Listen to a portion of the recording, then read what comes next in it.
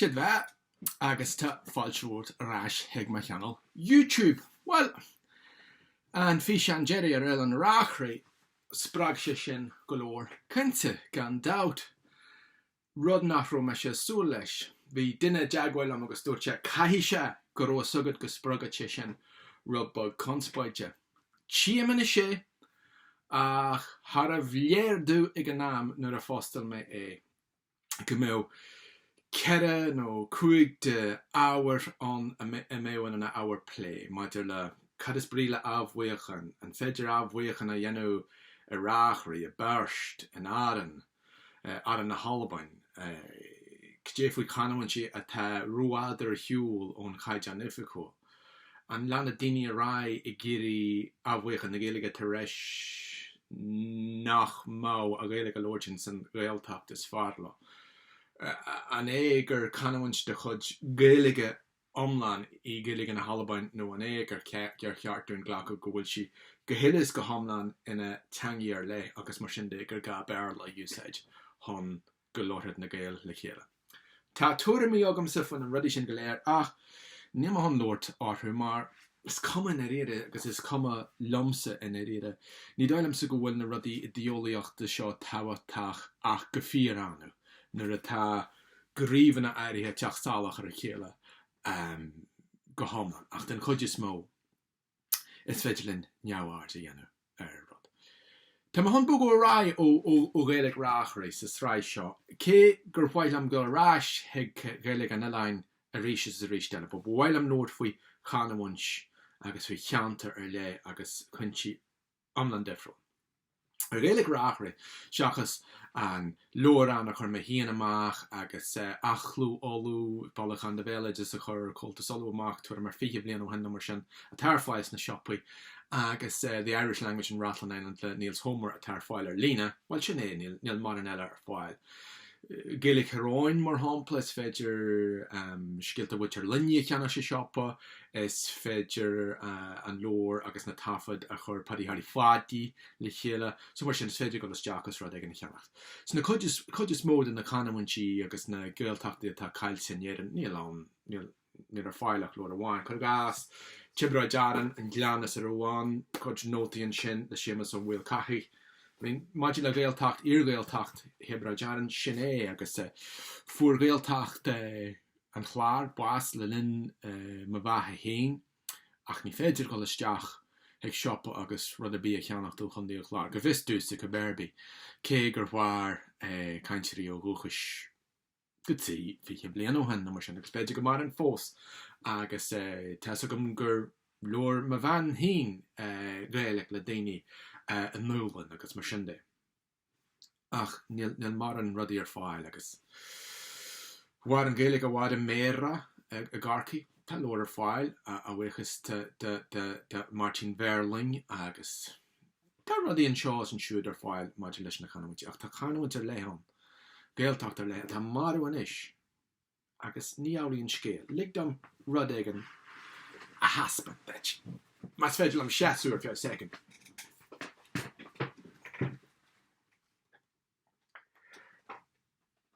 Sin sampla bag den a lór ó Gaeltacht Oriel agus an chuid is mó acu tá siad ar fáil ins na sioppaí. Leis tá Gaeilge agus Gaeltacht Oriel tá sí marú stocha fuair an 4 chaintúirt ó chus bás agus tá díospracht an sin an anglún as a mé fuair sí bás sa bhíon 1969 mar sin bhhair an Gaeilge bhhaid níos fuide ag an dí chláir agus a ráchraí fuair an duine Jerry ar an Canúint lífa agus cumasach ag Padre Slún fuair sé bás in 1974. So go dé tá difriúil ó na Canúintí eile. So seo lór staire Gaeilge Oriel seo Filiacht. Oh, kom an eiscéal. Tá go leor bhhail I dú daigen Gaeilge an mé seo an spiritual rose ornaí a chu maiile sin tá chur síos ar uamniú na Canúna a réist Filiacht. Scríomh mé héan folklór den Canúint seo. Tá litríocht ar fáil sa Canúint seo. tá litríach nua amsire beagnach fáil sa Canúin seo. Luí me filiacht in Amerbí. Sílam gur luí. Ach ní réon aspa filiacht tradiisiúnta Gaeilge fáil in san Canúin seo agus tána lorthaí seo fáil go measara forest sna siopaí. So tá sé sin fáil go fáil. Fiú tá bibliography an seo den té atá a géirí ólam nó níos mó amach. Tá na háranna. Tá lór ionintach seo, Hidden Ulster le Pádraig Nuanchan. People's Songs and Traditions of Oriel. Seo golóir scialtaí fan na hárain agus fan na cainteanna. Mar a ggéarna le Gerard Trimble an seo. Agus an áithia war Gaeilge mé cho fada go dtí lasad linguistic atlas and survey of Irish dialects. Agus sin sampla den na lorthaí atá fáil sa Canúin agus níor chuirmise san éireadh na halt atá fáil sa Canúin. Tá go leor scolarí idir scolarí garamóla ar nós crochar magachain sean ó trasí a gundí an dún, agus níor chuirmise chundí dún agus chundí na mí san éireadh sin. Agus tá go leor daoine amateurach beter mehín Gerard Trimble nimmerach bhfuil Gerard amateurach an íon chóir ach ní hé sin posaige dig mar higann tú leat ma. Tá go leor daoine fós a trá sa gáirt seo. Trá Gaeltacht Oriel. Mar sin de gé go bhfuil an Gaeilge marú ar bhalla agus tá an Gaeltacht marú go cinnte mar an tradition. Mar an tradition tá sig daoine na háran seo, bíon na háran seo le clisteal raidir na Gaeltachta. Agus bíon go leor daoine tá fólam na Gaeilge i gcéirí an Canúin ólam agus a chhlaachú go puinte bháin nó puinte eile go hairí ó hiú na feibhríochtaide agus hon blas dúchasach a bheith ar a gcuid Gaeilge. Bé me sé caint go leor agus tuairt ceachtainna ar Gaeilge Oriel ar cheanal seo in sna seachtainnaí, in sna míanaí agus na bliantaí amach roin agus tásúlam go leor hí me sé le daoine atá níos ólaí na mé. Mar bhí duine deaghfuil amsas a rata tuainte ólach ar Gaeilge Oriel. Bhfuil a gompreid duine cosal le crochar magachain agus go leor daoine eile tá me sé measar aineolach agus tá amateurach. Nis maidin na Gaeilge rachraí ar a drochúir is dóchi gur me sé duine daoine is ólaithe ar an Canúin ach maidin na Gaeilge Oriel tá fear sásta ra go bhfuil daoine ó bhá níos cumasaí ná me héin a muon sin agus tásúla go mé a caint leofa mar a dúirt mar. Ach cotí a bhfuiln méid seo spéise sa Canúin seo.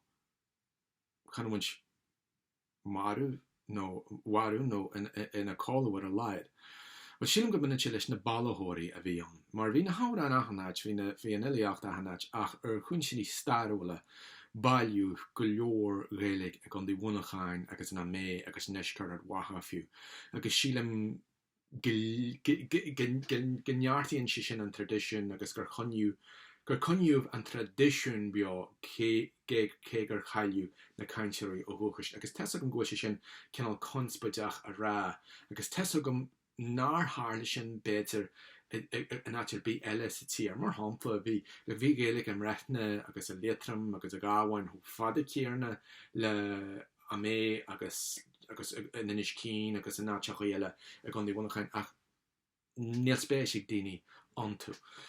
So tá ceisní an ach is simúil go maran an tradiisiún sin agus go leananse rá duine bheith sprágóghine agus chun dí bhunachain go hairí sin ceanna ceantar is leidir a Gaeilge taobh muid an Gaeltacht a boblacht na héireann agus go cinn siad tá rudaí a tarlú a náteach eile agus tá an spéise daoine sa Gaeilge agus an áránaíocht agus mar sin de. Agus sílim go muine sé sin leis na ballóirí mar a bhíoh. Agus sílim go sin táhatá daoine cosad lomsa agus daoine eile. Mar an amantí ní ag an muid tóirú ar a god sihir, agus teasa go gurú daoine deaghfuil lomsa as albain agus bhí siad ar well rinn me sé stiidir ar an Canúin seo agus bhí me géiríonn pobl a sprágu agus mar sin agus sílim gur chuir mé mú chu deama. Seach ach bhí na ballóirí ina mé ag gobar 50 bliain ó hen, 60 bliain ó hen, 100 bliain ó hen agus níos fuide siar. Agus bíú bu é a jeú tá an táú a techt a níis sílam an sihir sin tá na háran fós a rá tá duine fósa genisteidir an eileocht tá duine fós ag fólam na canna agus tá duine fós ólach an Gaeltacht mar a bhíú agus fós a caint faoi agus mar sin de sílam go bhfuil se beidir rúlua hon brehannas a dhéanú sihir chun na Gaelige agus ramna eile an tam is a star agus mar sin de. So bhil am teachtarráis hiag an Canúin seo agus be a caint faoi a ríist.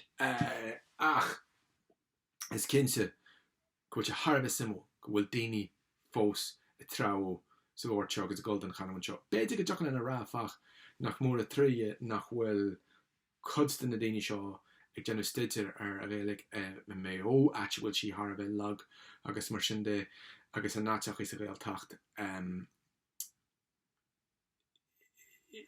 ina bhfuil Ghaelg Oiriall steidir an Gaeilg dúcha seachanis. Mar sin héin buineann an Gaeltacht seo le dúchas riine agus sin an fá go mbíonn dúil acu an tú go fáil. Be mar caint go leor ar Gaeilg Oiriall an canal seo amachchan seo. Gur maigah.